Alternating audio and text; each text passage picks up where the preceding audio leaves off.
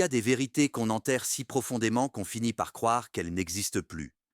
Et puis un jour, le temps réclame son dû. Pendant 18 ans, Zara a été leur refuge, pas leur mère, pas toute la vérité, juste assez pour survivre.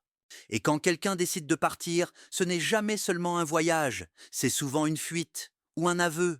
On leur avait appris l'absence, mais pas l'abandon, car l'absence fait moins mal que de savoir qu'on a été laissé. Azukarahan, un nom qui n'avait jamais existé dans leur vie, et qui pourtant en était l'origine. Avant même leur premier souffle, le doute était déjà là.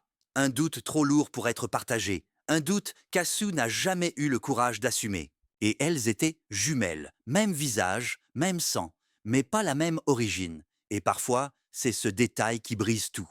Deux noms, deux hommes, deux vérités restées silencieuses pendant près de 20 ans. Ils respiraient, ils vivaient, ils existaient, mais sans savoir qu'ils avaient laissé derrière eux des filles qui grandissaient sans réponse.